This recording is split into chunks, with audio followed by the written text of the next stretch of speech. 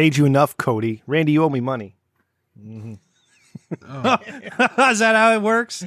Trickle down invoices. I like that. Yeah. That's some V 3.0 capitalism right there, where bosses just hand the business account invoices to the employee. Like, so do your fair share.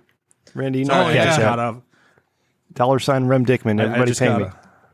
Sorry, Cody. Go ahead. I just got off of fucking r/anti-work subreddit. Oh God, that'll make you socialist in fucking 40 minutes.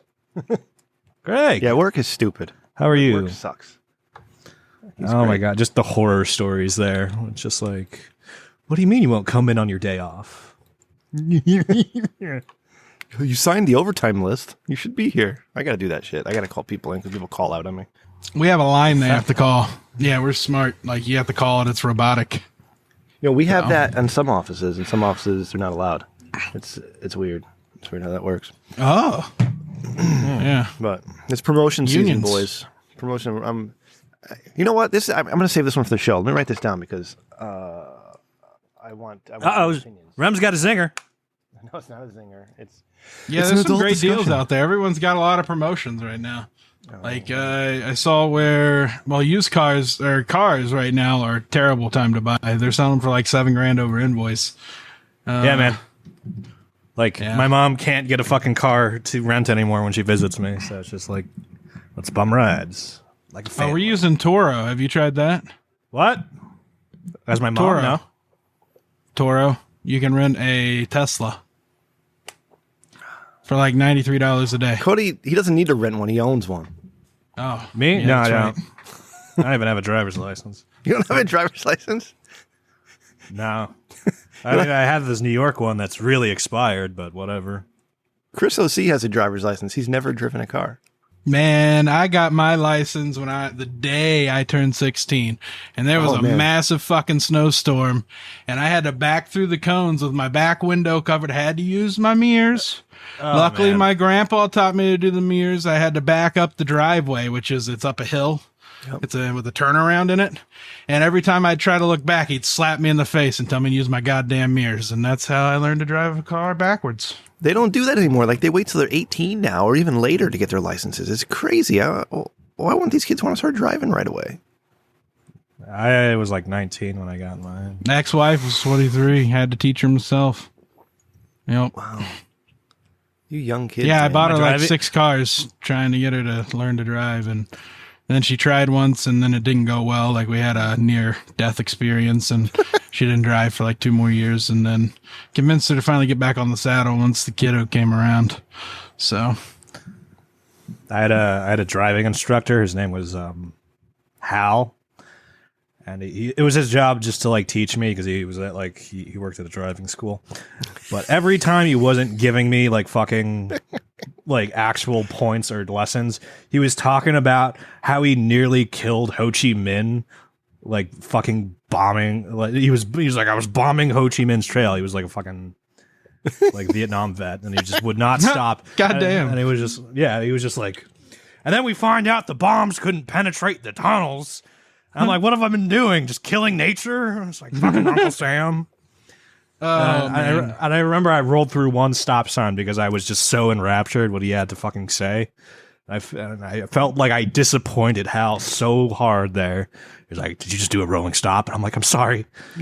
Sorry. I was just bombing Ho Chi Minh's trail. I'm so enraptured. The guy who taught me was my 6th grade math teacher. I watched 9/11 happen in his class.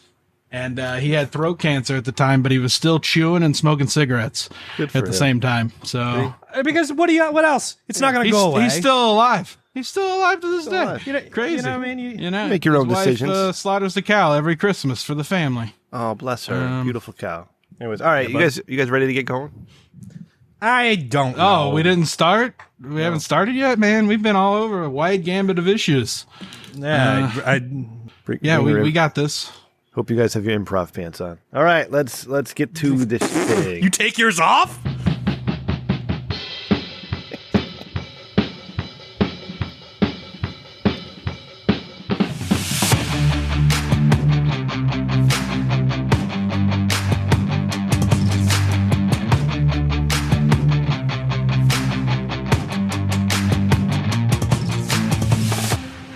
Hey, everybody.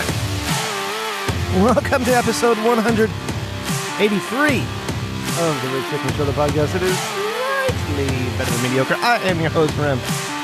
Once again, I got you doing this thing, sliding down those ear holes, getting in that gooey brainy work. Maybe I'll travel down your nervous system, down your back. Can you feel me tingle? You feel a tingle down your touch your spine, in your fingertips. It's me, it's Rem. I'm here. Randy's here. Randy, let's go, buddy. What's going on, man?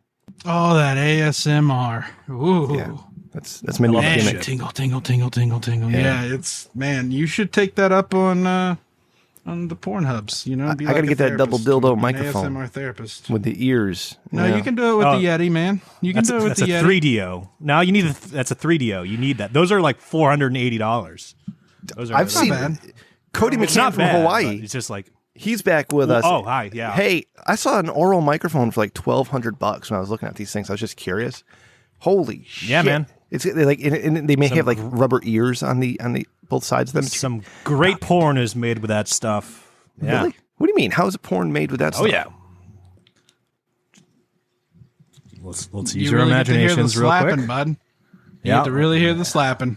And mouth sounds and the moaning. It's good.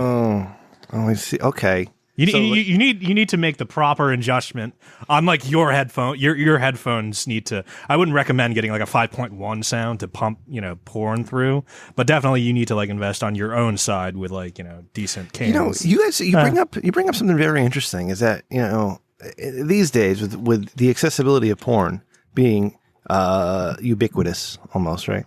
A lot of times we're forced to watch porn with little to no sound, right? Forced. Yeah. Forced, damn it. All right. But when you're able to turn that sound on, maybe get it in your earphones, it changes the experience completely. It's a lot better. I don't know if you guys know this, isn't it? Yeah, Randy, you're shaking your head. Mm-hmm. Yeah, I use my Beats headphones. Yeah. Oh, no. Yeah, with the Apple M1 chip in them. I don't know if it has the M1 chip, but it has an Apple chip in it. That'd be weird if it did. I don't know. It really would, wouldn't it? No, it has an Apple chip. I forget, like the A1, maybe. I don't know. They fucking brand everything stupid over there, but I buy their shit. Not their fucking AirPods, but the Beats, these dangle. And anyways, I used those until Kristen stole them, and because I think she was using them for porn. Yeah. And For porn. Yeah. And so, Cody, are you drinking fucking what are you drinking, bud? Red Stripe. My mom got me hooked on kombucha. Damn it. This fucking guy. Wow. I'm sorry. I don't know what that is. Let's do some business real quick. Fermented tea. We've got a new bonus episode on the Patreon, patreon.com/RichDickman. We recorded that after the episode last week. And Adam from Houston and Salty from Houston joined us. We had a really interesting conversation about a variety of topics, including sex and first-time experiences at strip clubs and meeting crippled Jesus and all that. So check that out, patreon.com/RichDickman. I have that open to all the patrons. Another bonus episode will be just for the $5 and above. But... oh shit! Where was I going with that? I was going somewhere. I don't remember what.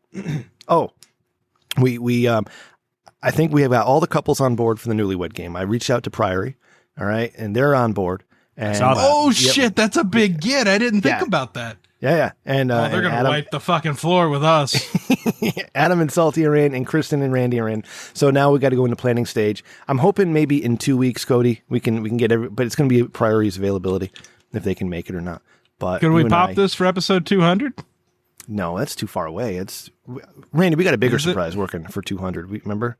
That's 27 weeks away. That's half a year, Randy. I mean, it's not 26. Hey, I don't know time. Time is the capitalist it's construct. 17. No, it's a religious 17 construct. Oh, it's a construct by somebody. Yeah, we got numbers are a construct. We've been in talks with Steve Dickman. All right. And he may be stopping by for episode 200. I'm not going to tell you who Steve Dickman is in regards to the Rich Dickman Group.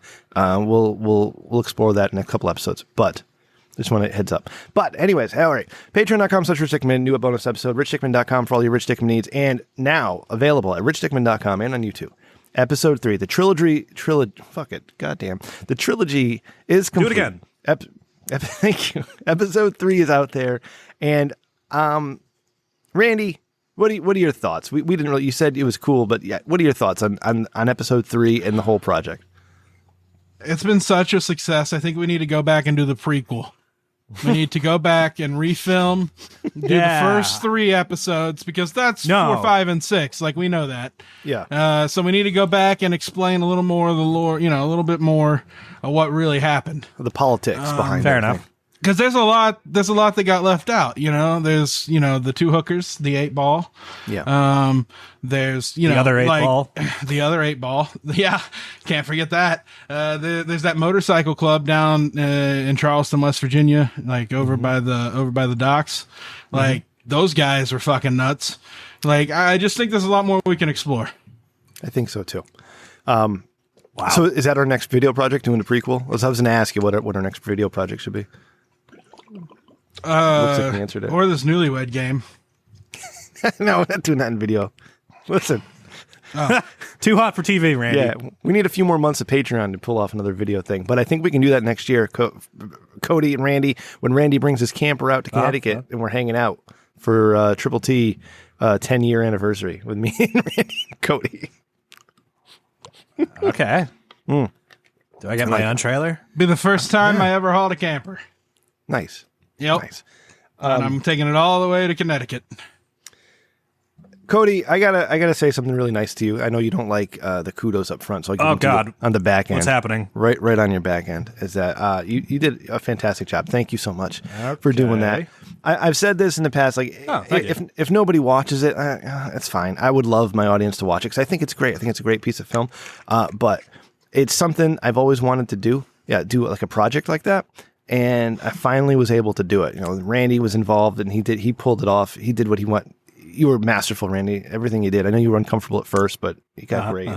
And Cody, the way you put it all together, I was just so proud of that thing coming together. And yes, everything that went into it, it means a lot. All right. So, Spaghetti, if you're going to put my pictures as your profile, I don't care. That's fine. It's more promo for me. Good. That's fine. Anybody wants to make fun of the way my chin looks, I'm sorry. I can't help the way my face is, okay? Just look at me straight on from now. I'm a very handsome man, straight on. Just don't move, 2 inches to the right or left, and you'll be fine. But I can't help that, okay? So if you're going to make fun of my physical appearances, that says more about you than it does about me. I mean, there is cosmetic surgery, or you could get calf implants. Okay. All right, let's move on now. Okay. RichDickman.com. It's all there. Check it out. We don't ask much of our audience, but if you could watch it and give it a like, give it a thumbs up, share it with your friends, that'd be cool. And if not, hey, no big deal. I did it. It's great, and I love it. And I go back and watch it.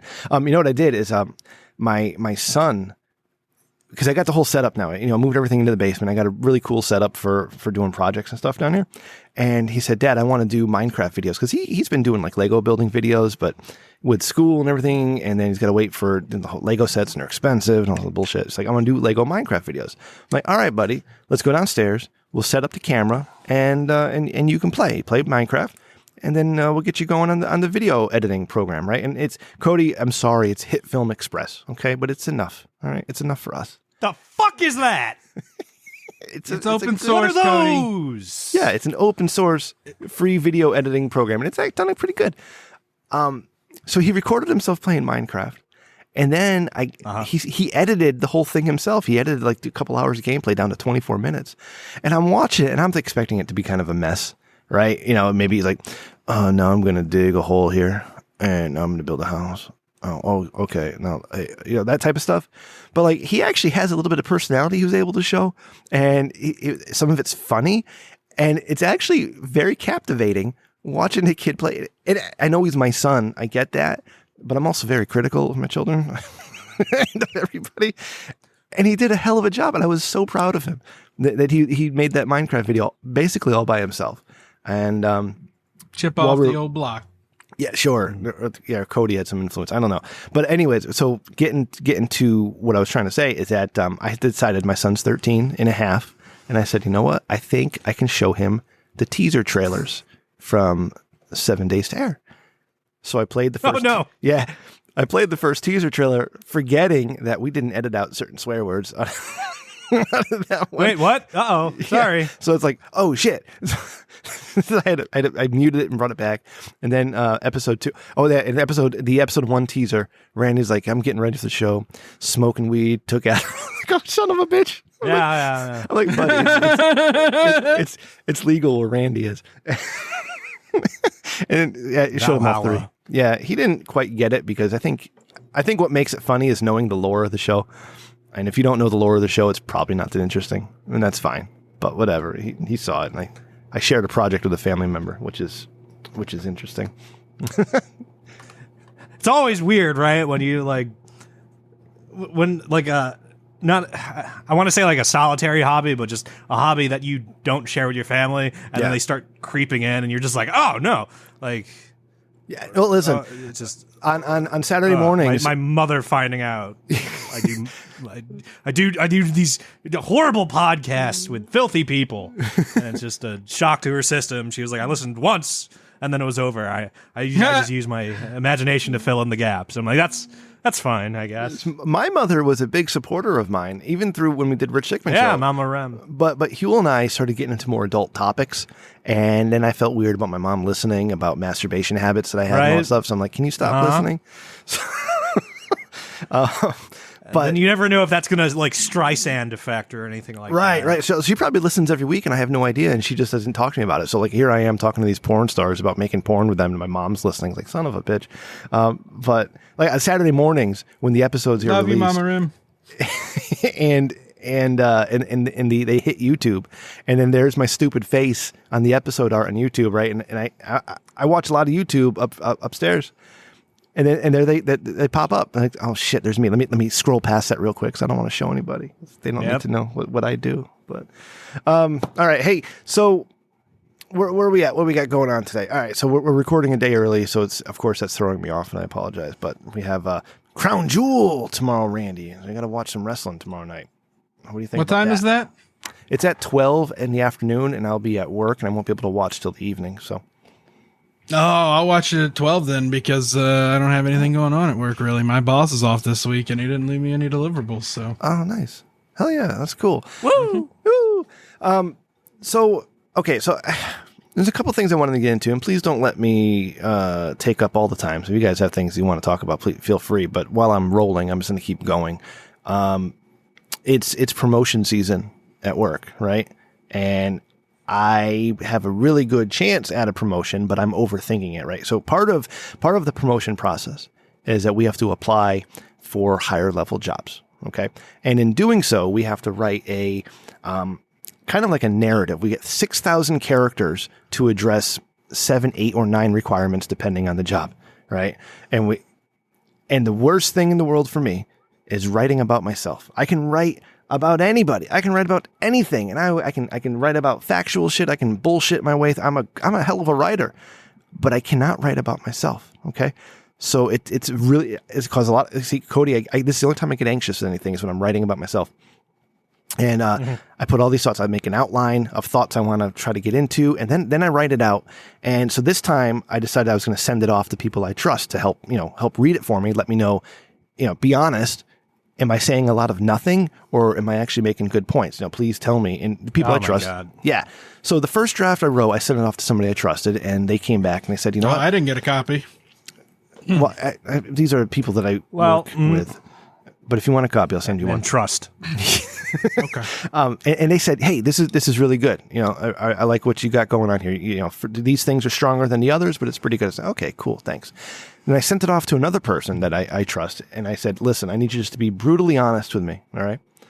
So he reads it. He calls me back this morning, and he says, listen, this is good, but I want to make it better. Will you let me make it better? I'm like, absolutely, absolutely. So I got it back from him. Oh. And I don't think it's better. I think it's worse. But I don't know if What'd that's... He changed some wording around, and like he's more of a less is more type of guy, whereas like I get too detail-y. Oh, yeah. Okay. And so like his version and my version, well, saying the same things, I think the one I wrote might be better, but he has more experience in these areas. So I really don't know what to do. Like I'm stuck now. I don't know which one to go with. The huge conflict for me whenever I'm like job hunting is that, like you said, it's very egocentric what you have to write on the paper when it's like, show me your cover letter, or what have you. And as soon as you get hired at that, so it's like the cover, like the application is all like, I can do this, I can do that, I am this way, I am that way. And then you get hired, and then suddenly there's no I in team. Suddenly, like, the article I is verboten. It's like, no, we succeeded today, Cody. No, we, and then, like, you know, you go, like, fucking 4 or 5 years at that job, and then, like, I leaves your vernacular, and then suddenly you have to, like, apply to another job, and you're, like, using, like, the royal we, and it's like, what the fuck am I even doing? Yeah. Saying we to people I've never even met. It's awful. And now I'm stuck with, like, if I use his version of this, and I don't get put into the interview packet, what the fuck? Like, I would be devastated, right? At least if I didn't make it on my own, I can just blame myself. But if I let myself make that happen for me or in spite of me, like, I think that's even worse. So, and this all might be moot. Like, his might be great. Mine, both might be great. Both people. I'm like, now I'm confused. I wish I never did. I wish I just went with my gut and just went with it. Well, Focus came back good with what you wrote, right? You know what I mean? Like, you only had the minorities saying, like, it could be better this way. Yeah. I think I might right? Like, the majority, like, is... Yeah. Yeah, I have this option C. Why don't you give Jarvis a shot here? Jarvis is one of the best. Like, he writes marketing copy. It's an AI, and he'll write 10,000 words for you for free. So that's jarvis.ai for your free trial. Well, how does that work? Use TRDS at checkout. Do I enter my copy? Just give it a try. It? Yeah. Really? Yeah. Oh shit. Okay. I'll see what he comes up with. I can't do that. You got nothing to lose. This sounds like a. Yeah.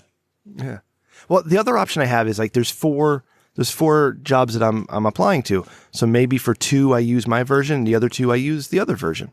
Maybe I can do it that way. That would be the smartest move, I think. Yeah. Would it? I don't know. Like, I would use yours for your top 2 choices. Mm-hmm.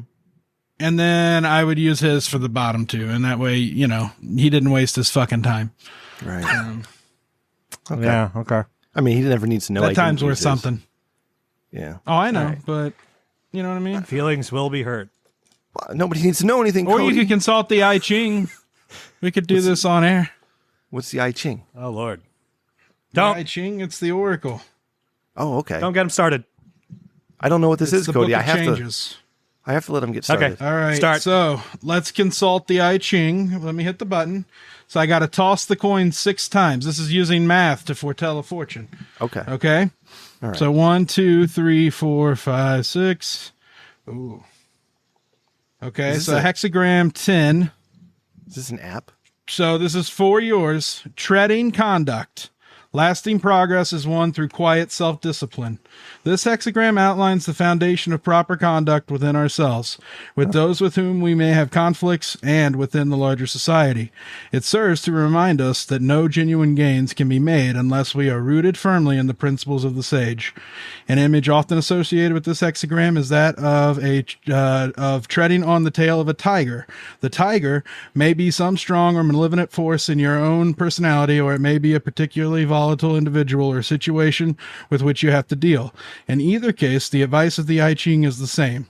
One avoids the bite of the tiger by treading carefully. To tread carefully means that we remain steadfast, innocent, and conscientious in our thoughts and actions. So and it goes on and on. But here, we'll get to the first line. Ambition and relentlessness lead to misfortune. A return to simplicity and humility makes progress possible now. Others must be allowed to find their own way. Be friendly, but cling to correctness. Humility and detachment from events.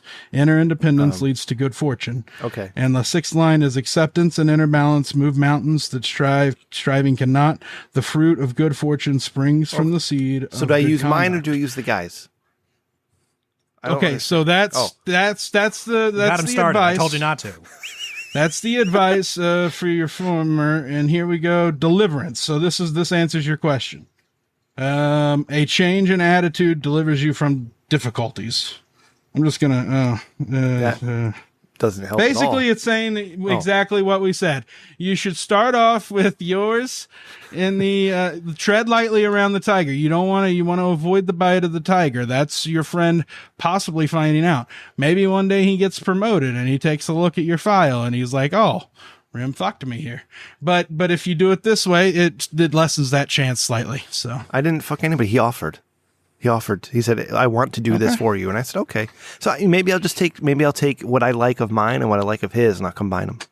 Maybe I can do that. Boom. Yeah, best of both worlds. Yeah. Yin and yang. Give Jarvis a chance. And I will. Yeah, and the I Ching provided console. Can Jarvis write a script for this show? Probably. Like, that would be hilarious. Like, if we had a whole script to follow. You only get 10,000 words written by free. Well, how much does it cost to do a half-hour bonus episode? Oh, I don't know. How much do we have to pay to put us out of our own jobs? Huh? Yeah. How much money to become obsolete? Yeah, ask I Ching that goddamn fucking thing. Cody, what's going on with you, man? I know you had some time suckers in your life this week. It's just oh my god. Okay, I'll recap for the people that weren't on that text message link. But essentially, like, my mom's been visiting. She's trying to liquidate like frequent flyer miles. She's trying to get you to make chocolate with her. But yeah, she got a huge fucking cacao pod on the farm that she's going to turn into kombucha instead of chocolate, which is mind-boggling. Like, well, you're going to make a nasty. Can you explain to me what kombucha is? Because kombucha is fermented tea for this. Kombucha is fermented tea for the sake of like gut health. And it also like stops cancer and all this stuff. Boosts your mood. It looks like peroxide. Biome. Yeah, because it's got the living fucking culture in it, and that sunlight kills. So it's put in the bottle, the brown bottle, to deflect the sunlight better. Yeah, so she's making fermented tea instead of chocolate with her chocolate pod. But whatever. She came over, and just time as a construct just stops working when my mom's around. And like it was like one of the days before, like it was like the second to last day I had to work on like episode 3 of the Rich Dickman behind the scenes, and I'm trying to get it done, and then I hear a knock on the door. My mom's like, hey, me and your brother and sister are gonna go get some hot pot, some shabu shabu. Oh, and I'm like, oh, that sounds great. Yeah, right, Ram. It sounds great. That sounds like a delicious lunch to like spend with family that I love that doesn't live near you or doesn't live too close to you. So I was like, oh, that sounds lovely, Mom. And when would we be eating lunch? This shabu shabu? And she's like, oh, 11:30. And I'm like, oh, that's glorious. I could probably be back to work at like 1:45. Even if the fucking hot pot place is like 30 minutes away, I could still be probably to work at 1:45. But just this cascading fucking domino series of events unfolds, and I get back to my house at like 7:30 at night. Jesus Christ! Just like, yeah. And the thing was, like, I was like, hey, maybe I can get a haircut before I go to lunch with all of you. And my mom was like, oh, you don't have time for that. You don't have time to get a haircut. It's like I could have had like 9 haircuts that day. Wow. Like. And like it's one of the things like because I like with the autism and anxiety that like I get like angry when like the schedule doesn't happen the way the schedule was scheduled. Mm-hmm. So I'm just like, where's the hot pot? I need to get back to work. But you just get in your own head and you suddenly hate having kombucha. A lunch date with your family. Right. That's, I feel for you, buddy. People who don't know how time works, I used to say this on the old show, is that time is our most precious commodity because it's like basically it's just a finite amount and you never know what's going to end, And people non-refundable. Yeah. People who don't understand or know how time works are the most frustrating goddamn people in the world. And one of them is my wife. I love you, but it's frustrating, sweetheart, when you don't know how fucking time works. And I do. And then you get mad at me and I'm like, listen, we got to stay on schedule. We got to stay on schedule here. I'm not saying it to be a dick. I'm saying it because we got to stay on schedule. Right? and then you get like the counter argument, like, why do we have to stick to the plan? It's just like why did we make a plan if we're not going to stick to it? Just right. Don't use numbers. If you're going to be like half a day off with any like approximation, just don't use quantitative values. Just say we're going to have shabu shabu sometime today, Cody. And I'd be like, okay, that's fine. But as soon as you say 11:30 and I get back at 7:30, errors have been made. What time did you actually have lunch? Like let's say 2:45, because apparently everyone wanted hot pot that fucking day. Oh my god! Hot pot and shabu shabu. I got stuck in a. Oh, sorry. Sorry, Randy. I believe shabu shabu translates to swish in Japanese. Okay, that's how I was initially shabu introduced. That's the Japanese version of hot pot. I'm used to the Chinese version. Okay, I got you. Oh, okay, yeah. In my head, there's only Japanese shabu shabu, but like now there's got to be all kinds of like fucking hot pots out there. But specifically shabu shabu in this case. Go ahead, Randy. Oh, I was gonna say I had a frustrating lunch experience. Like it wasn't frustrating. Yeah, tell me. But it made me late for things. There was one person working at the KFC, and I got stuck in the drive-thru. Oh man. And so if I felt bad because there was one person working at the store. Labor shortage, bro. Yeah, and but what can you do? You get your food when you get it, and you get out of the drive-thru. So yeah, I was there like 45 minutes. So what was your order? Oh God, 45 minutes? Holy shit! Yeah, it was the chicken sandwich. 45 minutes for a chicken sandwich, Randy. Wow, that's some commitment, bro. I would have left. Holy shit. No, I was stuck, Rim. Oh no. Like there were people in front of me, people behind me, and like you can't go anywhere because I drive a Fiat. Oh my God. Yeah. I'm sorry to hear that, pal. What do you want me to do? Was the sandwich good? It wasn't 45 minutes good. Man. It was pretty fresh, but not like, like their quality is degraded. And there was one dude working. You know what I mean? Like good on you, bro. I would have quit.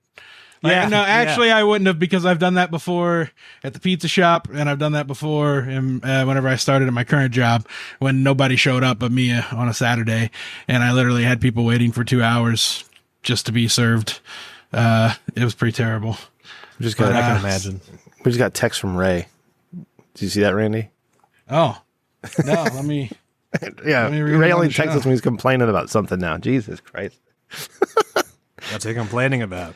Cody, I've never had the KFC chicken sandwich, but I've done the Popeyes and I've done the McDonald's, and I thought the McDonald's chicken sandwich was better than the Popeyes chicken sandwich. Mm-hmm. I know this is 2020 news, but we're here in 2021, and I'm judging chicken sandwiches. Be the bigger asshole. That's right. Thank you. I got to put that in our Discord. Fennec did a little artwork with that quote. Love you, and it's going to go right into our general chat because I screenshotted it, and this is courtesy of Fennec. 2021, be their bigger asshole. And there's a little asshole, little butthole right there.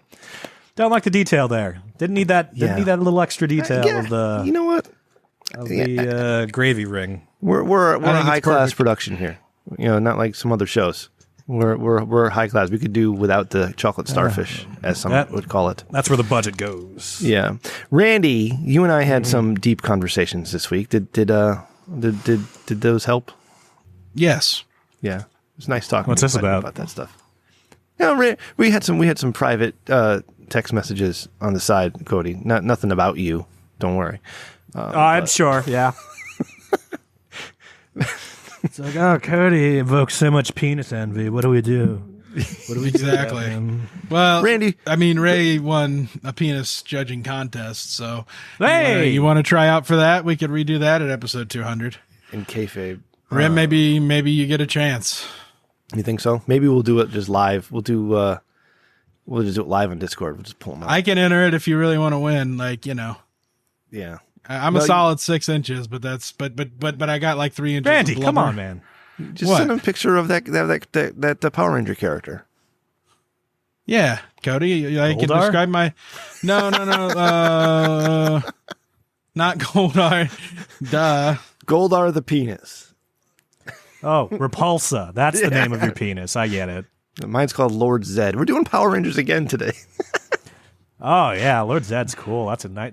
He did look like a penis, right? Yeah, because he had like his brain looked like a scrotum, and the rest of him looked like a scrotum. And he had like a Prince Albert looking thing on his head. Yeah. So he was like a pierced scrotum.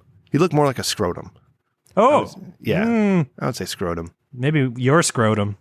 You know, it takes a lot to be attracted to someone like Lord Zed, if you think about it. Like, if you're Rita Repulsa, who, I mean, you take off all the extra bullshit, she's probably pretty hot. I mean, there's some pictures she didn't look too bad, right? And then Lord Zed shows up. Like, you have to be super attracted to power to go for that shit. Because Lord Zed is like, he's like a dude without skin, right? Yeah, that's the entire thing. Yeah, and he's got some metal on him. What's that guy called again? Laragot, Cody. Laragot. Yeah. Sorry, who? Laragot in the chat there, the Rich Dickman Live Show chat. That's what my dick looks like. Hold on. It's pretty descriptive. I want to see this. That's a Power Rangers thing? Yeah, Power Rangers Turbo. He had the little family that the little shark lady kidnapped, and he had the little crystal, and he had to be like, I said I'm good on it. Oh, okay. Okay. All right. Turbo. Hey, no one likes Turbo. Is any of the Netflix Dave Chappelle stuff in Dick of the Week or Thinking with Your Dickman? 'Cause I don't want to do it twice. No. Okay. Oh my God. Thank God. Let's talk about this shit. All right. I'm like, I have no idea how to feel. I'm bringing it up. I have no idea how to feel about this. I try to stay away from topics like this because people get the wrong idea about me. Listen, first of all, I'm the person who thinks we should have very little laws. I think most drugs should be legal. I think you should be able to make all your own decisions. I think we should have very little police enforcement with stupid laws like speeding. All right. All that bullshit. Like, fuck off with that stuff. I'm very pro personal responsibility, and I'm very pro leave me the fuck alone. All right, that's my philosophy. Leave me alone. Okay, so that being said, if you don't know, Dave Chappelle did a comedy special. He made a couple transgender jokes, which weren't even that bad. A couple. I haven't spent like 40 minutes. Yeah, this is the two things I hear. It's just like, oh, it was one or two, or it was like, you know, it started off like basically, Cody, what he starts off says, I'm here to negotiate the release of DaBaby. You know, DaBaby, the rapper who got canceled because he made a homophobic remark at a concert. But what people don't realize is that DaBaby shot and killed a dude in Walmart, and it didn't harm his music career one bit. But he made a homophobic remark at a concert, and now you don't know who DaBaby is anymore. Okay, so he was kind of pointing out the ridiculousness of that. Regardless, so people want Netflix to pull the special, and Netflix says, no, we're not going to do that because there's a lot of things on Netflix you may not like, but some people do, you know. And now they staged a walkout, and then there was a protest today. And I'm only bringing this up because a friend of the show, Vito Gesualdi, was at the protest with Dick Masterson. Oh, my goodness. And Vito and Dick, especially Vito, were all over the news. All over. Randy, did you see any of this? Because like I feel like they're the only two people there. They probably were. They you know, the protest probably was, at least countering. Yeah, it was probably 25 at most people, right, who walked out, because it's always smaller than you think it is. All right, just think of during the quote-unquote riots of the Trump election when all the photographers, like there's 20 photographers around a trash can that was on fire. And that was it. Yeah, I mean, that's kind of what we're at. The trash can is Vito in this case. Right. So Vito and Dick went down there, and they're holding signs. No disrespect to Vito.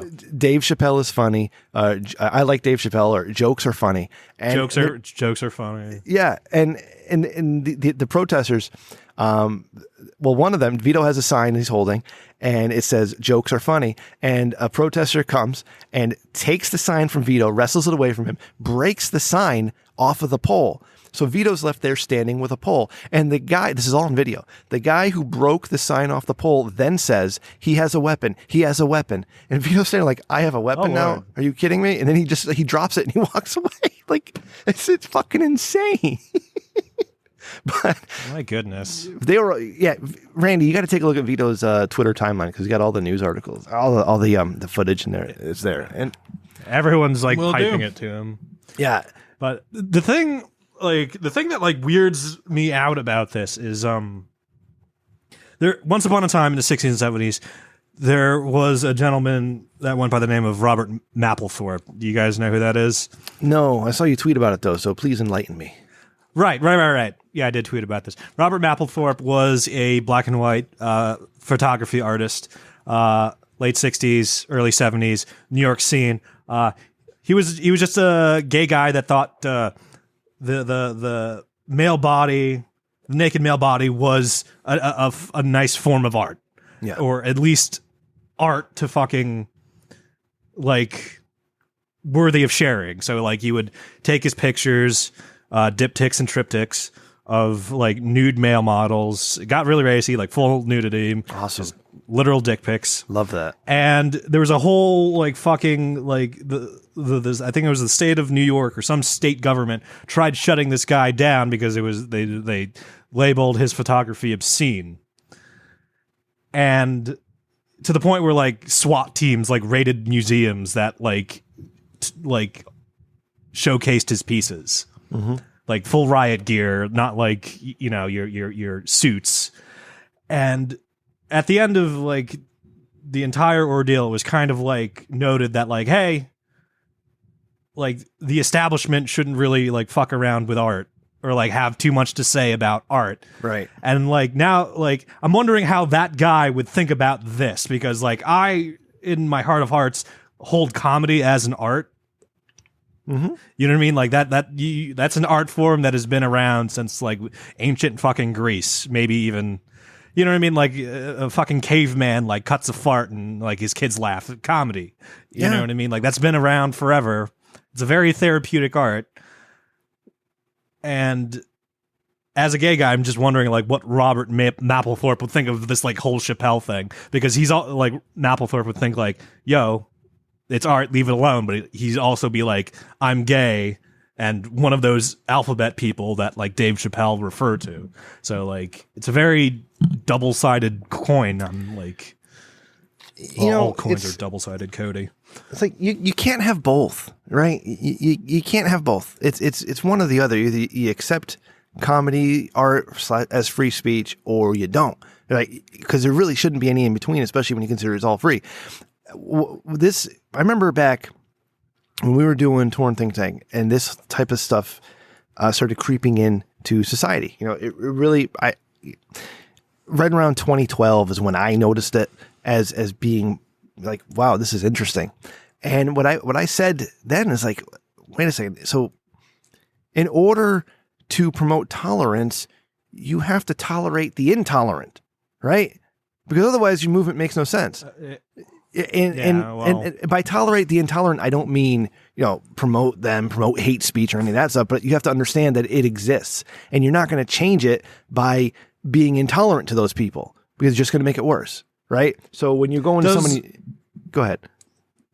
Does Chappelle, like, have a call to action against LGBTQ plus people, or is it just a commentary on it? It's just a commentary on the ridiculousness of cancel culture right now. Yeah. He's not telling go out and kill trans people. It's like he's saying you're fucking up the way you're doing this. You know, the guy should have been removed from society for killing a guy, not for making a homophobic remark. And not saying that making homophobic remarks is a good thing. It's not, but it's kind of that's a weird thing where you can kill a guy, nothing happens to you, but you say, hey, gay people, yada, yada, and now you can't make music anymore. Right. I think we can all agree that's kind of weird, but I don't know. Very. Yeah. And the way it's become very religious smelling. Yeah. This left and right, like it's far left, far right. It's awful. Like you can't, me saying I'm pro personal responsibility. It's like, oh, this guy's a Trump voter and he's an anti-vaxxer. It's like, no, I'm none of those. I vote for myself in presidential elections because I think all politicians are terrible. And I believe you should be able to make your own choices in life. I mean, I don't know what's so controversial about that, but regardless, taking a guy's sign, breaking it, and then leaving him with the pole and saying he has a weapon, like that's not a way to get people on your side. That's I heard Masterson got shoved around. Yeah, Dick Masterson got tackled and he hit his head against a plant pot. This isn't a way to get people to agree with you. You know, we're going about this the wrong way. Yeah. Still not picking sides, but like nothing entitles an American citizen to, you know what I mean, take violent measures towards a non-violent protester. Right. Like nothing empowers you to hurt someone that's not hurting anyone else physically. Nothing gives you that right to just go and attack people because they don't agree with you or they think a different way than you do. Like, it's fucking insane where we're at right now as a society. It's like, Cody, you don't even want to take sides because you know what'll happen. Right? Yeah. It's one of those things where it's just like, like, I remember when fucking COVID came out, and like on the podcast I was on, like the three of us like made jokes about like, look at these dummies getting infected, and then now like the entirety of the fucking globe has either like fucking had it or, you know, comes within like a breath's hair of having it. And I feel bad. Or you're gonna have it. It's gonna go around. It's endemic. It's what it is. You know, wear your mask. Don't worry. I don't care what you do. Just don't force me to do shit I don't want to do. My aunt came to my sister's funeral with the vid. that was fun. Did I tell you guys about that? Luckily, I tested negative. Oh man, that was a shit fest. I had to contact people and be like, listen, you just might want to get a test. Did you contact the racist ones too? Yeah. She was the one who caught it. Yeah. Yeah. Like I had to, you know, like have a conversation with them. Like, come on, guys, you know, that's not proper in the current society. No. Just like whenever you grew up, you couldn't say fuck. We can say fuck now, but we can't, you know, use the F slur. I was like, if I start feeling sick, like I'm not going to go out right now because you know what? I'm not, unless it's just where I know where a bunch of old people are going to be. Then fuck the old people because I hate old people. But that being said, personally, I support trans rights. I support gay rights. I support black people and brown people and Asian people. I support everybody, right? Because again, leave me alone. You should be left alone too. I'd be a hypocrite to say I don't. At the same time, I support comedy and I support a comedian's right to make bad jokes. All right. And I don't know why we have to attack each other over it. Like nobody's dying because Dave Chappelle said words, right? There's actual real crime being committed. There's actual real issues to be addressed. And we're just wasting everybody's time with all this other stupid bullshit, like cancel Netflix. Like it's just insane. It's just, we can't just fucking talk to each other anymore. You know, it's sad, really. I'm sorry, I think I interrupted you, Cody. Nope. I disagree silently that it doesn't kill anybody. Like, you disagree that he didn't kill anybody? Well, that he doesn't have, like, the people that listen to him and take... It all depends on how we treat... Nobody listens to Dave Chappelle and goes out and commits crimes because of it. People understand that he's I'm not saying they commit crimes, Rim. I'm saying they commit suicide. I'm trying to find the rates because I don't want to misquote it, but it's literally, last time I heard it, 41.8% of respondents stated that they attempted suicide at some point. But that's not a Dave Chappelle issue. That's a societal issue. Okay. That's coming out to. But he's on the side he's making jokes. He doesn't count. No, there's real issues when you have to say to your mom or dad who are very conservative or religious or whatever, say, hey, I'm actually a woman. All right. Those, or you have friends who don't accept you, or you have whatever else is going on. Dave Chappelle making 3 jokes. Show me people who've killed themselves over Dave Chappelle jokes, and I'll take it all back. All right. There's a real issue here. And blaming it on Dave Chappelle is just avoiding the issue entirely. I'm not blaming it on Dave Chappelle. I'm blaming it on society. What I'm saying is it's giving fuel to, he asserted that his trans friend killed herself because of what the trans community said to her, which is totally, you know, what may have happened. And then, you know, he put himself up and, you know, talked about how he took care of their kids and set up a trust fund for him and all that kind of stuff. Which, you know, good on him for doing that. But, you know, it was like, what I'm saying is he was virtue signaling as much as other people do. That's all I'm trying to say. And that is dangerous in the current societal context because I'm for a guy, let's reduce suffering as much as we can as a society. And this group is suffering. So the numbers bear it out. So he's not allowed to make jokes anymore. He's allowed to make any joke he wants, but he has to deal with the repercussions. What repercussions? He's making jokes. How are his jokes? Whatever they are. Because if Bill Burr makes a joke that I don't like, that's on me. making decisions to hurt myself, not on Bill Burr making jokes. Right? I think it's like, where's the gun violence come from? Does the gun violence come from the gun or the person pulling the trigger? That's a whole other thing. It's like we're putting blame in the wrong areas. I just think his points could be more nuanced. But that's all I'm saying, because you have to be careful, because it rallies. If Dave Chappelle says that it's okay to say these things, then that makes it okay for a whole lot of people to say those things, and it increases the hatefulness online for this community. So we've lost all. All I'm saying is that you can make whatever joke you want. I'm for you having the freedom to do that, but think about the repercussions, and then don't come at me and be like, yeah, but here's what I did. I set somebody up. Like it just felt icky to me. Like I love Dave Chappelle. He's like my hometown hero. Like he lives literally 30 minutes north of me, and he's my favorite comedian. He's the greatest of all time. And I'm not saying this to disparage him at all. All I'm saying is I think he should have thought twice, because he was punching down. And to rebut, is that you feeling icky is a you issue, not a Dave Chappelle issue. The way you react, or the way anybody reacts, is a you or a they issue, not the person who's saying it, because you have to have the responsibility in yourself to understand this is comedy. This is what I'm listening to. I made a choice to listen to a comedy special, knowing full well there's going to be salty language and there's going to be topics I might not like. That's all, right? That's it. That was an interesting discussion, actually. Cody, you're sitting there. You go ahead. I got spicy. You got of it. I got spicy. Yeah,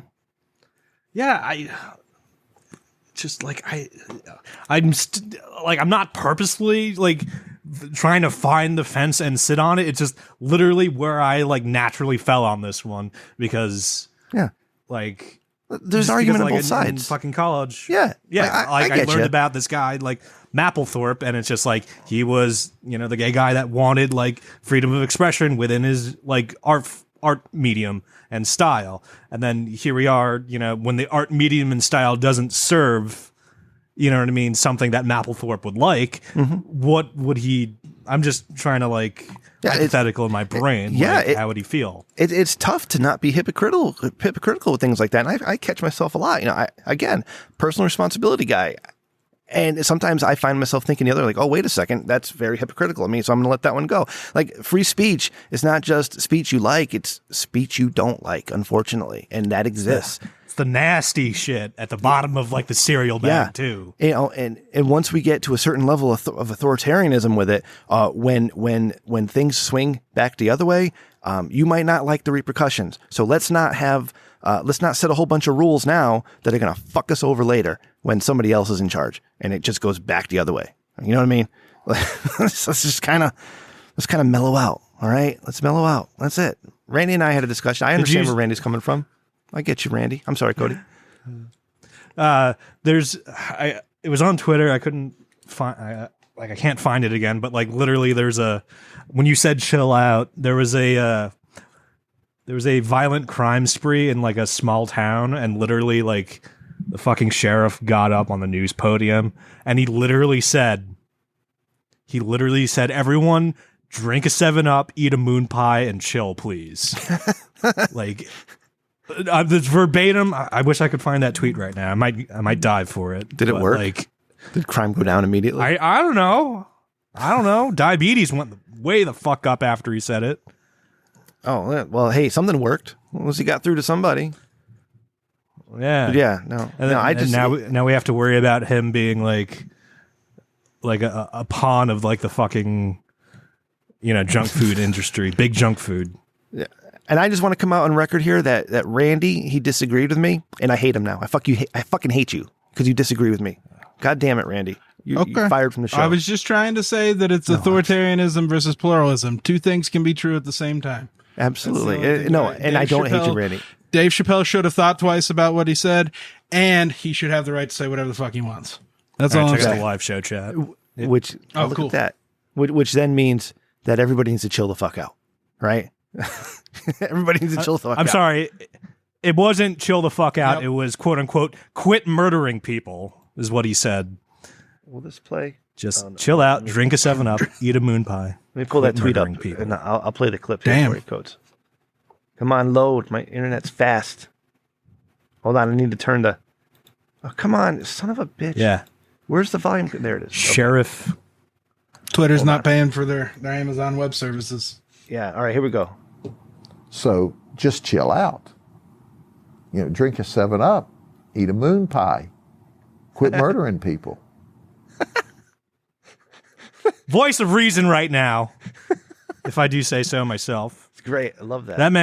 That man needs both of the Nobel Peace Prizes that they award per year. Somebody put "Just Chill Out" up in the title section because I can't get to it right now. But that was a deep discussion on the Rich Dickman Show. Randy, I appreciate your point of view. I apologize if I got a little bit aggressive. I didn't mean to. But not at all, sir. All right. I really understand where you're appreciate coming that from. we can have a debate and that we can talk nuanced about the issue. So if you can't talk about it, that's a whole new special kind of fucked. Yeah. Yep. Yeah. And hold on, breaking. Breaking. What? No, never mind. I don't know if that's a good idea. What? My trans friend commented on the Dave Chappelle special. And what did they say? They say, yeah, I get the controversy, but people need to watch it until the end. There you go. Their blurb. See, that's fair enough. We take quotes, we take headlines, and we create whole narratives around them without getting the full context of things these days. That is the editor's curse. That is the journalist, editors. If you handle media, you can't show everything, which means you have to pick and choose. And then once someone has to pick and choose, usually an editor or a producer, hey, hi. And then you realize it's naturally skewed. And then you can't unfuck the skew. Perfect example. Teaser number 3. Cody made it sound like I'm ending the show. Good. It was great. Made the drama. But did you like that? I loved it. Cody, I love the things you do because I think you get me. That's it's a weird. We've never met. Well, you spoiled it now. But episode 3's already out. Everyone knows it's a trick. Okay, whatever.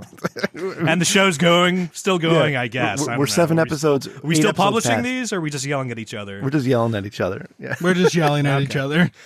The show hasn't. Yeah, the show ended. We're just yelling at each other. Yeah.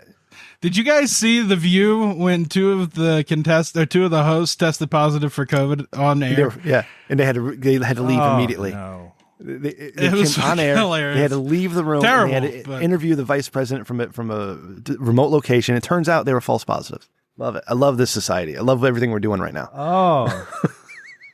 We're fucking people, vaccinated people with false positives, and we're fucking up their lives because of it. Oh, it's so great what we're doing. I love it. I love everything. Hey, Cody, I'm changing subjects because I was thinking about this today. Out in Hawaii, where you are, okay, would you say, and you've been around the United States, would you say Hawaii is more like America or more like an East Asian country? How much influence, like an Asian influence, is there? It depends where you are. Really?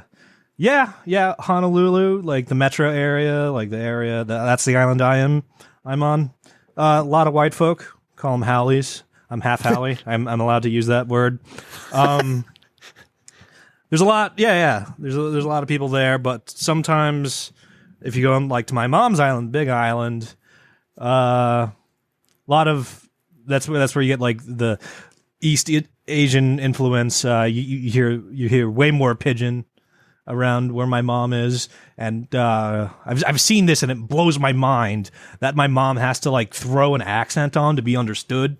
You know what I mean? In some parts of where she's at. Yeah. Like it might sound strange to you, but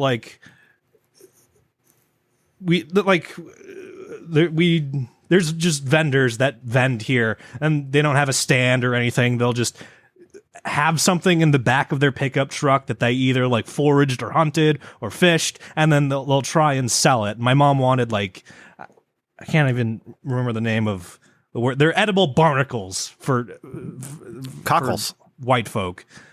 Something like that. I've eaten it. I know what you're talking about. I've had those in Sicily. They're not that great. Yeah, maybe I don't. Yeah, maybe it's like the same animal, just like named by two different cultures of people. Yeah, and they're bigger. But yeah, and like my mom had to like throw on like an accent to like interface with the vendor to like buy, you know what I mean, a Ziploc baggie of like these fucking edible barnacles. Can you do that accent? And, it's absolutely not. That's fucking that's appropriating culture, my friend. I don't know how to do that. No, okay. It's as a future government censor, Cody. Good job. Yeah, thanks, bud. Yeah, killed the bit. That's fine. All right, let's. And it's one of those things. Yeah, sorry. No, go ahead, Cody. Digress. We digress. All right, but yeah, half white, half Eastern Asian. Look at you. Depends where you are, though. You're the best culture. Eastern Asian, my favorite. It's my favorite. My second favorite. Third favorite. Delicious food. I like. No, I'm not going to do that. I'm talking about cultures. You like lumpia? People get mad at me. Lumpia, dude? You've moved up to the number 3 Cody on my list. Look at that. So, look at that. 3. Maneuvers. Yep. We're making moves. You ever have lumpia, any of you? That's good stuff. What is it? Lumpia is like ground pork and onion in like little fried burritos. Fried. You hit it with like the fucking... Yeah, and like long dumplings. Phallic-looking dumplings, and you hit it with vinegar and onion. That sounds amazing. Oh. I had like... It's always a fucking shame, like, whenever it's made, because, like, you know it's not an infinite source, and you're just like, oh, this is going to end eventually. Man, I want to hang out with like, Cody. why can't my mom make infinite lumpia? You should learn how to make it. That way you can make it yourself. Oh, that leads me to another thing. I think I talked about this last week. Please, if you don't know how to cook out there, learn how to cook. It's very important to know how to cook something. All right. It's easy to make something very simple. But, you know, when it gets late at night and the person who normally cooks for you is getting home late and, making dinner that late will start affecting everything else in your evening plans. It might help to know how to make something real quick, some sauteed chicken or baked chicken. It's real easy. Anyways, let's pizza rolls in the air fryer. Boom, that works. Burn the house down. You want segments? We've got segments. It's Thinking with Your Dickman. Cody, you can't burn the house down with an air fryer, but you can certainly melt one. My wife melted one because she left it on the stove. You underestimate me. All right, let's give some advice. Get those pipes going. What do we got tonight? Joaquin from Westminster, California writes, I'm attracted to my husband's friend, and his friend does understand that I have feelings for him. I have been faithful to my husband, and I do love my husband as well. How do I tell my husband I no longer want to be around his friend due to my feelings? Well, okay, so first of all, Joaquin, that's a female name, or is that a male name? I'm assuming. All right. I'm assuming that's how you pronounce that. I don't know. It looks like Joaquin, yeah, I guess. Okay, here's the thing. Here at the Rich Dickman Show, we've explored all different types of everything. All right, we talk to lots of people. All right, the Rich Dickman Show, we love everybody. We bring people together. So here's what I'm going to suggest, Joaquin. I would tell your husband that you want to play, right? And you want your husband involved too, right? Let's get that husband. Let's get everybody involved. Let's prioritize this bitch up. Let's swing a little bit. Let's have some fun here, okay? Because we only live once. There's the outside the box answer. Yeah. Maybe your husband. Maybe he'd be into that. Maybe you don't know if you haven't talked to him. You don't know. But let's bring that subject up, right? You've been faithful for a long time. Now it's time to play, right? Let's have some fun together. Let's explore ourselves and other people, just like Eros and Isis do. What do you think, Randy? That's pretty good, right? Yeah, that's pretty solid. I mean, if you have the could backfire horribly, but yeah. At least you know. Yeah, it could be pretty. It's about 49-51 there. But I think you got to go with it because, fuck bitches get money. That's what my dad always said. So there you go. Good advice to live by. Cody, just concentrate, dude. Your dad was popular at that PTA meeting, right? Oh, very much. Infamous. And I dropped it in an HR meeting once, and it got over hard. How hard? Oh, like everybody laughed. It was great. Bless you. You're a beautiful, beautiful I man. respect Bless you. Yeah. I respect you, Randy. Yep. Very much. Yep. Yeah. I also I'll told the kill you VP last. that being a night shift supervisor was like flushing turds all night, because you get everybody who's good enough to get a decent shift because you work Monday through Friday, but they can't get a good shift during the day, so they kind of suck and they eventually quit. So you're just moving the turds out. Moving the turds. That got over hard. Okay. Flushing the turds. And you just normalize the respect level for yourself. I like that. All right. Cody, you got advice for Joaquin. Although, the director flipped. Do the I fuck have out. advice It was pretty funny. for Joaquin? I don't know. Do you? Advice for Joaquin. Honesty. I think honesty there is the best approach. Maybe be a little. My advice would be do what Rebin said, but like try to be subtle. Yeah, this is one of those things. We need more Drop info the on. hints. Like is the husband cool, or is he kind of a dick? Like, is he abusive, or is he not around? Like, there's a lot of different things here that because you might say, hey, husband, I really love you. I think I have feelings for your best friend, and I don't want to see him anymore. And the husband would be like, bitch, what you talking? That's my best friend. You show some respect. Or it'd be like, I don't like that asshole either. Like, I need to know more about the husband. So go try for the threesome. All right. Next one. I like that. Inconclusive. Try having a threesome.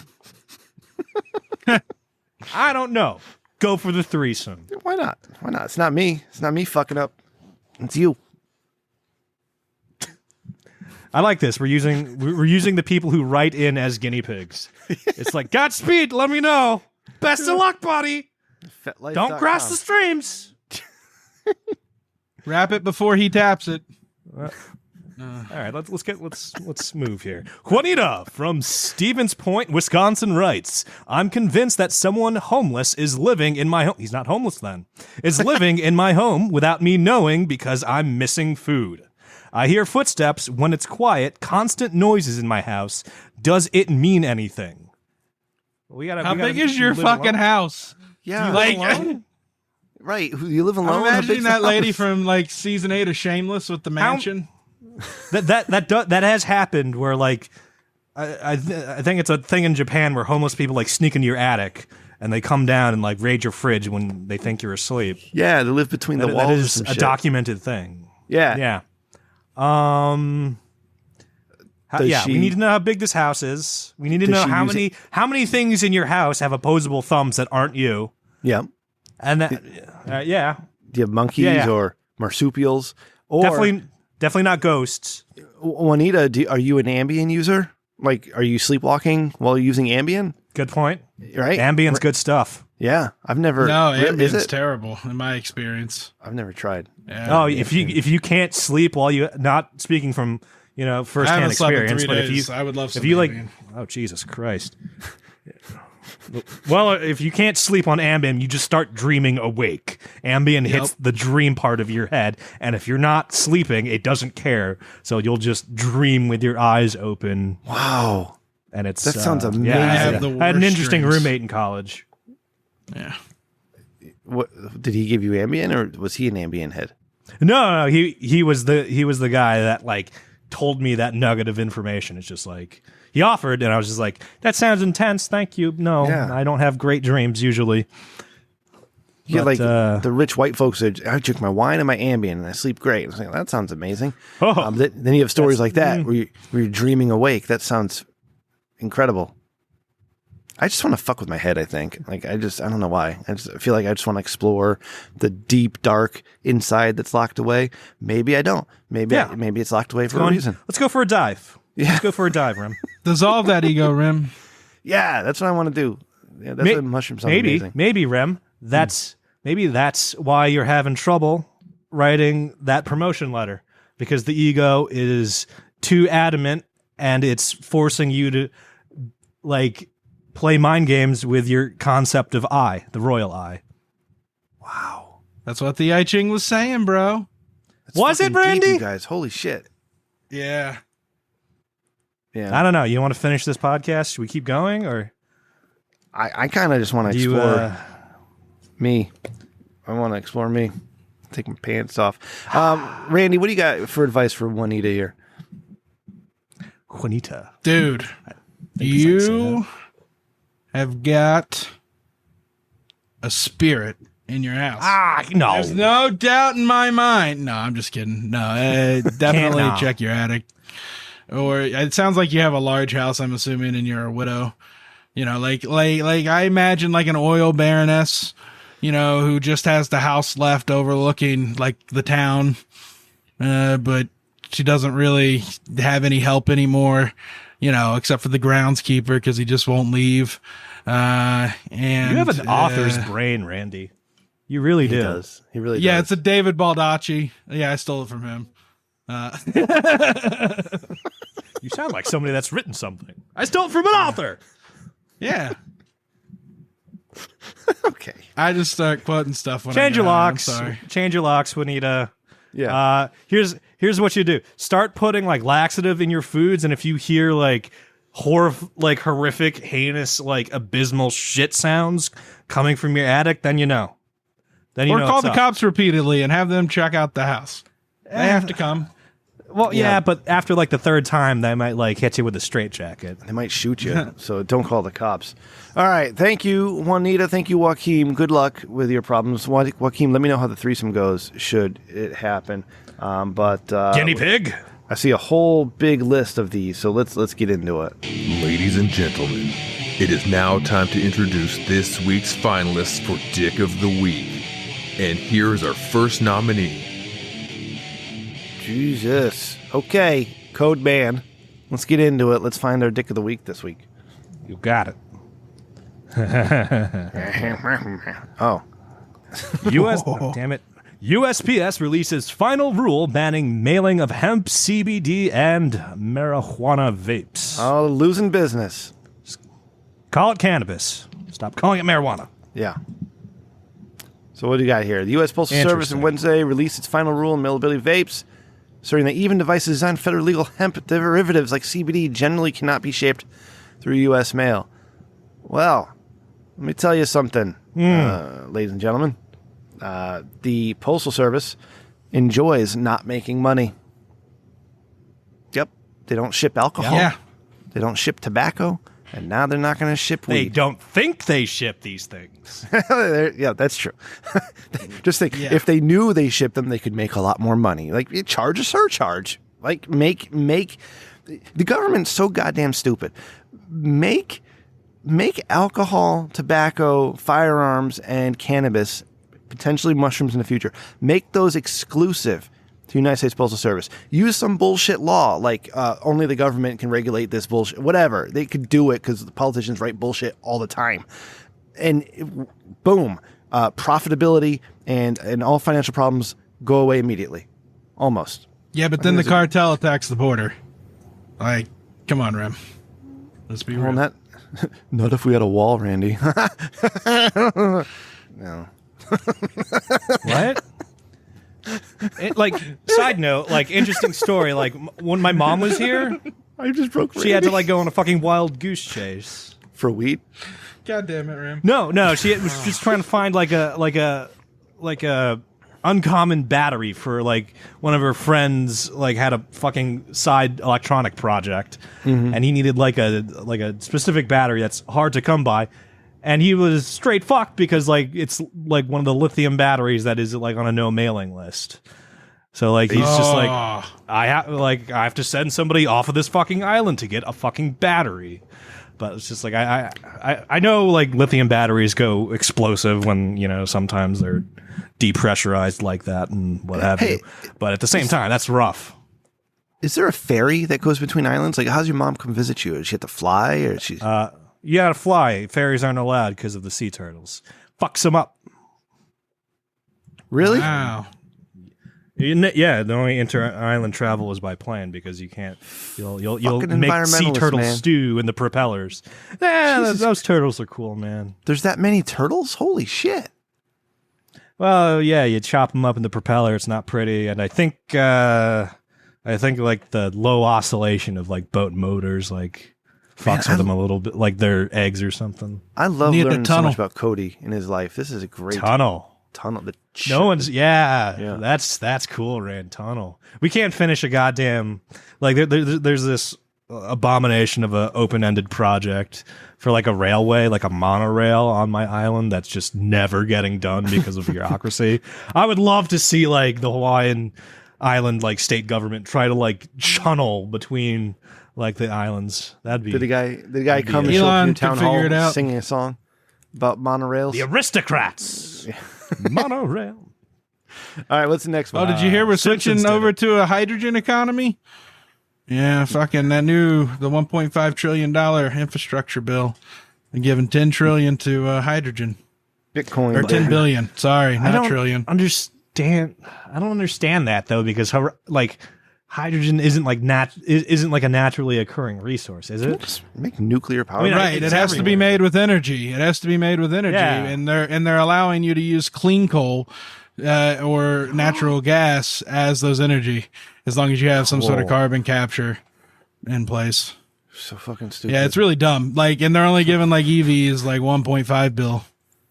So fucking dumb. All right, what a time to be alive. Next article about friend. Oh, who the fuck put this one here? The interns. What is it? Randy, while Cody's getting that ready, talk to the interns about finding some more humorous thinking with your Dickmans. Because when they get serious, I don't have fun. My goodness. I saw this come up on my fucking Twitter feed. ACLU, 10-year-old girl was arrested at school for drawing a picture that upset a parent. Yeah, this one came through on the local news, boys. Oh, this is out in Hawaii. Yeah. What was the picture? Waipahu.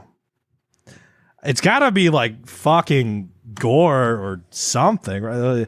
It upsets a parent.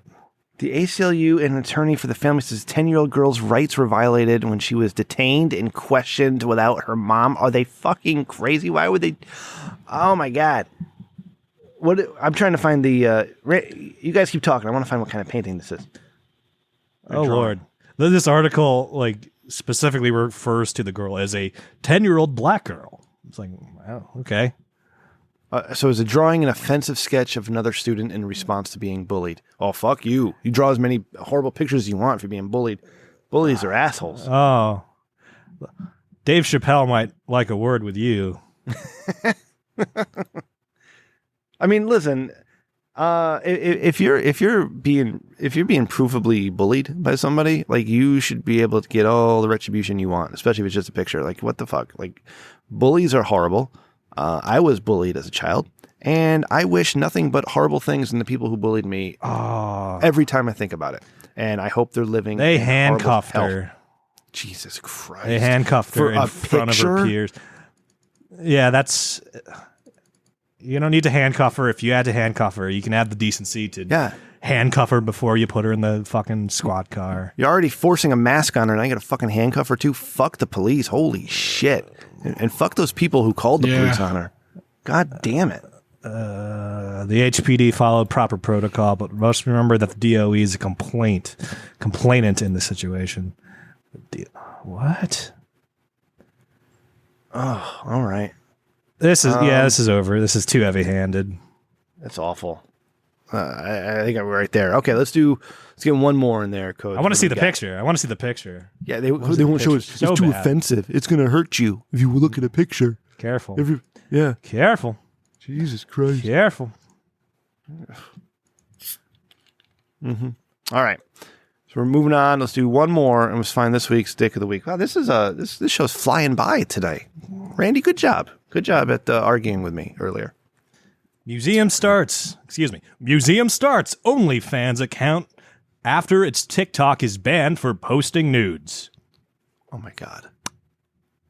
Was it posting nudes of statues? Yep. Like it. I recognize that statue too. That's a Mesopotamian fertility statue. That's like one of the oldest things found. Did you like American Gods, Cody? I liked the talent on board American Gods. I haven't cracked into it yet. The book is better. Okay. It gets kind of crazy. It gets kind of crazy in the series. Okay, yeah. So TikTok. Hey, did you guys TikTok, see the boobies no more on TikTok, right? Even if they're statue boobies, that's fucking insane. Did you guys see the Antifa people protesting in favor of forced vaccinations and mask mandates? That's a little funny. Fascist. Yeah, that's right. A little fascist. All right, let's talk about this one. Okay, so we have USPS not going to mail hemp, CBD, or marijuana vapes, or cannabis vapes. And that affects me because I bought several vapes through the USPS. Same, right? Yeah, and it's going to really affect me. So that's sorry. We've got a poor 10-year-old girl who was arrested in Hawaii and detained and questioned because she drew an offensive picture for bully. And we have TikTok banning a museum for posting nudes. All right, Randy, you're high as fuck. What are you thinking? Oh boy. that 10-year-old girl got done wrong. Like, that was really fucked up. She's not the dick of the week in any. No. Right. No, the people who did it to her. Would it be the HPD or would it be the? Well, it doesn't affect me. Adult? It doesn't affect me as much as what the USPS is doing, because that's going to ultimately cause my taxes to have to go bail it out eventually, and it's going to inconvenience me. So they're a dick of the week. Okay. Ooh. Cody?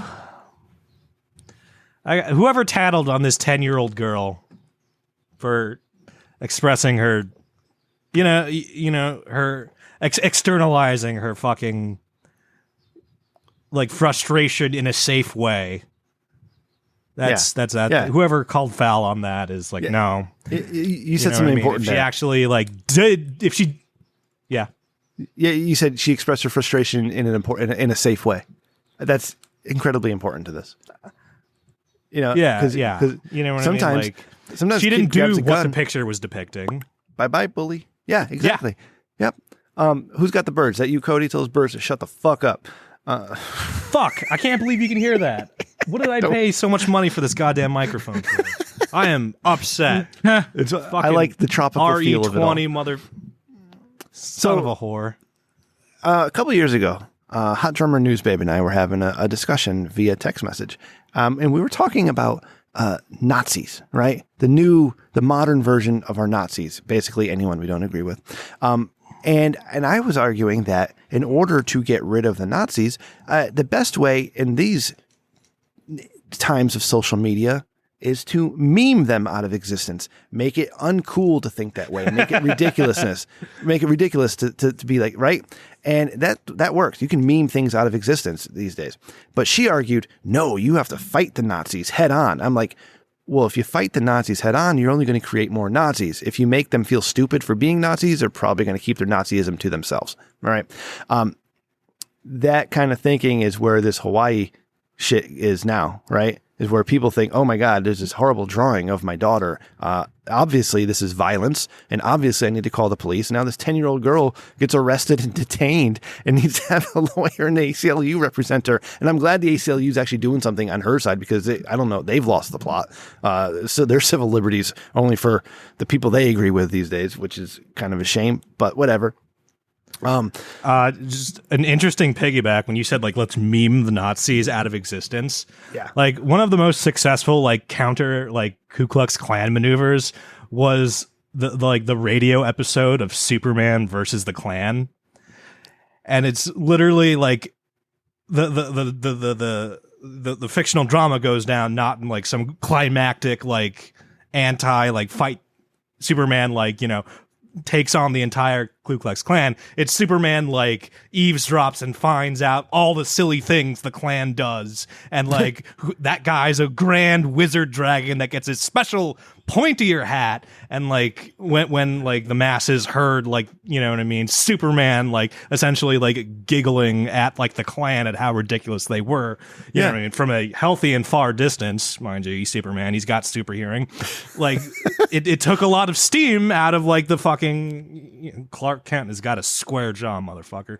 Yeah. It took a lot of steam out of like the Klan's operation. Like no one wanted to be a silly wizard with a hat once some people wanted to be a silly wizard with a hat, but like less people wanted to be a silly wizard with a hat after that episode aired on like the radio waves, and it's a very interesting. That's great. Thank you. Like the. Yeah, thank you for bringing that up. Yeah, that's fantastic. There's always going to be assholes. There's always going to be an asshole somewhere, but you can minimize the assholes of making them feel stupid by being assholes. All right, let's get to the much song. Deliberation, bigger asshole 2021. Thank you. Have come Thank to you, the Cody. consensus that this week's We got to make this a thing. Award goes to the people who tattletale on a 10-year-old girl. I'm sorry, Randy. You're going to have UPS and FedEx who are going to be able to deliver your stuff to you. And the USPS is going to lose out on a ton of money. But what's happening to that girl is kind of what's going to happen. They don't finish the route. Here, the USPS finishes the route. No. So I won't be able to get it. Oh, sorry, bud. Because, capitalism sucks. It doesn't serve all the areas. You just need to move to a better area, I guess. Or pay a higher premium. Thanks, Ram. Thanks, bud. Appreciate that advice, bud. Come out. It's like I have the ability.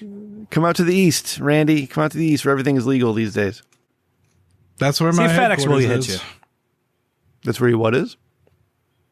My headquarters for my company. Yeah. Hey, listen. Come on out. You can buy all the weed you want. Next year, they have plenty of weed here in Connecticut for you to buy. Tempting offer. They down in the center of my little town, the way Connecticut set their laws up is that towns of a certain size, if you're under that certain number, you can have one pot shop. If you're over, you can have more than one. I'm under that number here in my little town of Crackerberry Junction.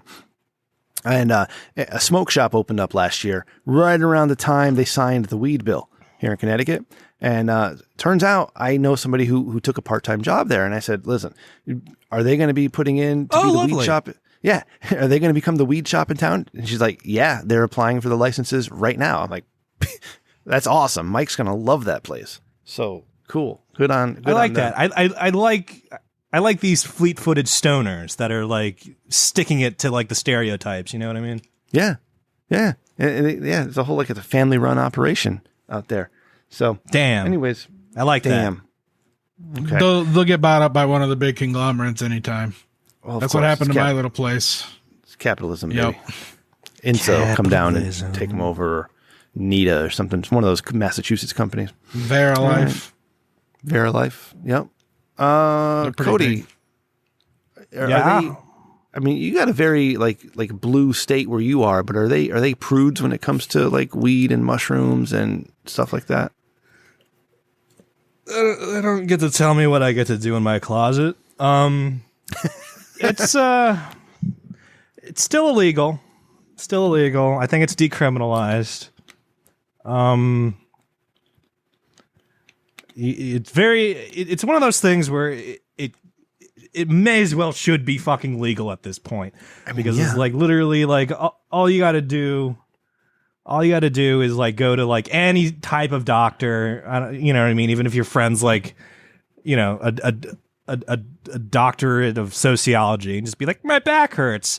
I have anxiety over the impending like existential crisis that's gonna like wash us all into the abyss. And they'll be like, right here, just sir. the thing for you. Hell, they might even like they might even toke with you if you scare them enough with that. And it's just like, yeah, that's it. I don't know. And they'll fucking like they'll print you one right there probably on the spot. But Randy, you know what I can't be bothered to do that. Randy, these last few episodes with Cody have been amazing because I feel like I'm learning so much about Cody, and without even asking a whole ton of questions, like just from him talking to us. This is great. I love learning about people and culture and places, and I'm so happy, Cody, that you're here with us. Thank you. I love you. Me too, buddy. Yeah. Hashtag me too, Cody. Randy's live hash oil. Yeah, he's got his own hashtag in his head. Because at the end of the show, Randy's like sleeping. Like, I don't know what kind of weed that is that you're vaping, bud. He just said he's been up for 72 hours. Oh, he didn't tell me that before. That was new. That was new information. You're not listening. No, he said that in front of all of us. No, I heard that earlier, but he hasn't said that to me on the side. Usually he tells me when he hasn't slept. Oh. Yeah. Oh. So I can. Okay. I can try to convince him to go to sleep. Poor guy. Okay, what do we got left? Okay, so all right, so newlywed game we'll try to do it within 2 weeks. That'd be fun. All right, we got the bonus episode on Patreon. Check that out. The trilogy is complete. I'm sorry if you don't like the way my chin is formed. I have no. I don't want to do that one. That's in the bonus episode. You can hear about that one. Stop chin hate, man. Yeah, stop the chin hate. Okay, that's my next. I'm gonna go. I'm from Cincinnati. I'm sorry. I'm gonna sorry, go. Rim. But I hail from Cincinnati. Fuck you, Randy. I'm gonna make a sign. I'm gonna get on a flight and I'm gonna go down to Phoenix, Arizona. I'm gonna protest outside of NFHC Studios. Stop the chin hate. Stop the chin hate. I'll go with you, brother. I'll fucking book it right now. Boom. I love it. Cody, you in? It's fucking hot down there. It's hot down there, though. It is hot. You met up with Matt, didn't you? Or was it? Yeah, I did. Yeah. How was that? That was not Phoenix. That was Scottsdale, though. Scottsdale is nice. Hung out with Matt. Yeah. Had drinks. Went to a barcade. We had to do like one of those like abbreviated hangouts, but like food was had, drink was had, video games were played, and goodbyes were said. That's bare bones in there. I liked it. Matt's awesome. Good guy. Taller than I thought. I thought. I've heard that. He's a tall guy. Was he anxious and nervous, or was he cool and like high and drunk? No. I mean, he let me know, like, hey, dude, this is like the first time in a year I've left my apartment. I'm like, oh, shit, I didn't mean to, like, you know what I mean? And I've just been, like, traveling across the country for, like, the last, like, 3 weeks. Yeah. And I was like, oh, shit, I didn't mean to, like, you know, put that, you know, heavy-ass ask on your plate, but thank you. I must be a bro for you to, like, come out of your cave for the first time in, like, a year to have the beers with me. And very appreciative. Great guy. Phoenix was a bachelor party destination at one point. It was. At one point in time. That's right. Then it that became would have been Boston. pretty cool. And now you're just going to go to the Royal Rumble in January. Yep. But Connecticut, we're coming in May. I don't know. But I trust in my cuz. I trust my cousin because he sang Colt 45 and 2 zigzags with me. And he's pretty good at it. Yeah. Right. So hopefully your cousin is one of those people that understands the construct of time. Yeah. He's like, he is. Okay. He graduated from Missouri, the University of Missouri, Mizzou. That doesn't mean shit. People graduating from school now doesn't mean anything anymore. I wish it did. Yeah, I know. I wish it did too. That was a Squid Game reference. I don't know what that is. I don't know what Squid Game is. Should I know what that is? Yeah, it's like all the rage. Okay. Really? Did we talk about the Danbury Trashers documentary? We talked about that a couple weeks ago, right? No. No? I don't know. It was awesome, though. It was awesome. Yeah, Jock Sampson brought it up when he was on. The Danbury Trashers was a UHL hockey team that a mob guy bought for his son to run because his son was a hockey player, but then got hurt and couldn't play hockey anymore. And so the son ran it like it was like a fucking Bad News Bears type of thing where these guys, they just hired a bunch of assholes to play hockey and fight. And they drew crowds and they were really good. They ended up like almost winning the championship or like losing it in the last game, whatever it was. That's cool. Yeah. It get on Netflix. Is in the Untold called, it's about the Danbury Trashers. Untold. Now, yeah, it's phenomenal. He owned a trash company. Yeah, he named it the had all Trashers. kind of mob ties. I think Waste Management owns them. Yeah. I like that. Like local fucking heroes doing the thing, but also organized crime. Organized crime's the best kind of crime. Got to be organized. All right, Randy, let's wrap it up, man. You hitting the thing? Maybe you can say. Let's Cody? bring this baby home. All right, thank you. Hey, he did it. Thank you, Randy and Cody, for another wonderful week together. I tried. Damn it! Yes, you did. Every week, you were awesome, man. Yeah, and thanks. Episode 3 of the trilogy, the behind the scenes trilogy, is I get deep into the personal things. I say, listen, I love talking to Randy. I love doing this every week because Randy's my buddy and I love talking to him. Well, guess what? I love talking to Cody too. All right. I love talking to Cody. I didn't exist back then. No, he didn't. He did not. Hey, if you like what we do, you want to support the show, tell a friend. All right. Tell a friend of the Rich Dickman Show. There's some new growth out there that you guys are telling your friends about, and I really appreciate it. So thank you so much. I feel like it was even more than that. New metastic growth. Yeah. I feel like it's even more than that. You can leave a review on whatever pod player of choice. Those are awesome. But if you like us even more than that, patreon.com/Rich Dickman. We got a brand new bonus episode up there. It was the three of us and Adam and his partner Salty, and it was great. That's a fun episode. We recorded it after the show.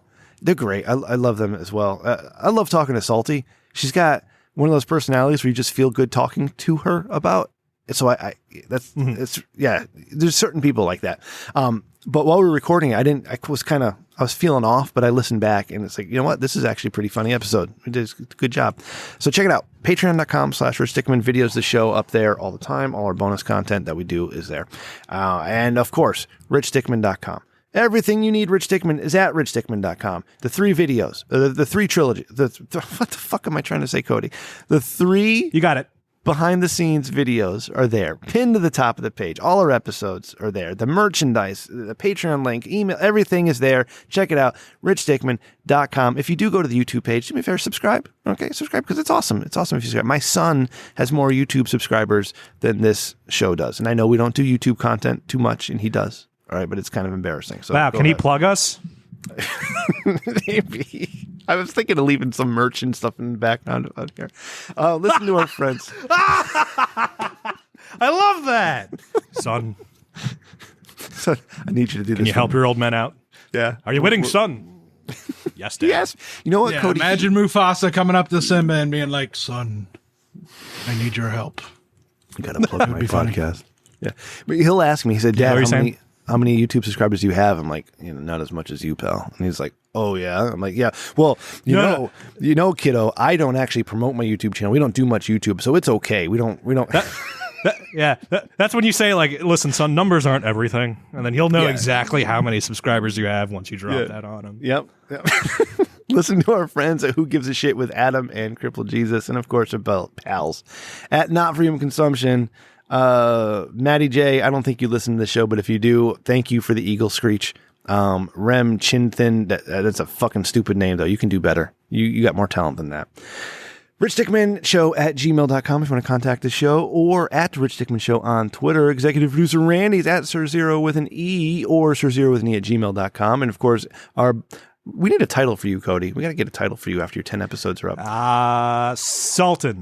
Sultan Cody at Cody McCann. Arch Sultan. DY. Arch Sultan. MCCANN. Producer Ryan's at Ryan TRDS. My mother's at Rem_Mama. I am at Rem Dickman. And of course, Randy. If they want to get a hold of us or join the show live, how do they do that? You can call our voicemail at 860-316-4776 if you want to leave us a voicemail, because you motherfuckers haven't in a while. It was last week, but Adam. Voicemails, guys. Thanks, Adam, for leaving a voicemail last week. I didn't forget you because you called out Walter, and that was cool. But anyways, we need more voicemails. And if you want to get all the content the patrons get, but for free, not all the content because you don't get the bonus episode, but if you were here while we were live, you would have got that content. So you join us at 9:30 on Wednesdays or Thursdays at bit.do/TRDS1. Watch Rim's Twitter to get the exact deets. Usually it's Thursdays at 9:30 though, Eastern. Thank you, Randy. Cody, any final parting thoughts for the audience or me or Randy? Time isn't that hard of a thing to understand, people. You just look at the fucking clock. It ticks over every 60 minutes to the next hour, and it's very constant. Thank you. Okay, there's always 24 fucking hours in a day. Finite, as Rem said. Non-refundable. Yep. Oh, get it down. And you know what grinds my gears, to quote Peter Griffin, is when people drive out the inn. Like, okay, so we have this section of the parking lot where you go in this way and there's an arrow, and then you go up and you go out up here. All right. Well, they drive back and go out the end, and that's going to cause an accident. We live in a motherfucking society, and we have rules. In a similar note, Randy, do you know what I hate? When I'm in line at like my fucking like deli store, and because of COVID, like it tells you where to stand, and I stand here, and then someone tries to make a new line that's not here, and I have to can you survive a kidney shot? Oh, when you're at McDonald's and they have 2 lanes and you're waiting on one line and then it splits, motherfuckers go around and get in line up there and you're just sitting there going, what the fuck is wrong with you? Like, what is wrong with you? Literally. We have rules. I've seen that. Like, it's a lane. Follow the lane. It's not hard. The show. Good night, everybody. Oh, we're still recording? That's fine. You got to do your thing. Oh, see ya. You didn't cut it. See ya. You didn't cut it while that was going on, did you? I'll strangle you. No. No. You know what sucks about this? Is our discussion was a great discussion earlier in this episode, okay? We had different opinions and we argued them, right? And it was great. Spicy. What's going to happen is that there's going to be people who think I'm a complete asshole and Randy's totally right. And there's going to be people who think Randy's a complete asshole and I'm totally right. And it's neither of us are right. I think there's going to be more people who think that we're both have solid points, but we don't have a nuanced opinion. We're 2 white guys who are cis white males, like who the fuck cares? Doesn't negate. Wait, you guys are white? So, yeah, I thought that was the balance. Yeah. Well, that's why you're here. You keep the diversity. The feng shui. Yeah. Oh, sorry. Yeah. The ethnic diversity? Was that the word you were looking for? Yeah. You're the token diverse guy. Yeah. What's it called? Diversity hire? Affirmative action. Oh, no. Yeah. Well, okay. Yeah, we are a corporation, so. Yeah. All right. Rich Dickman Incorporated.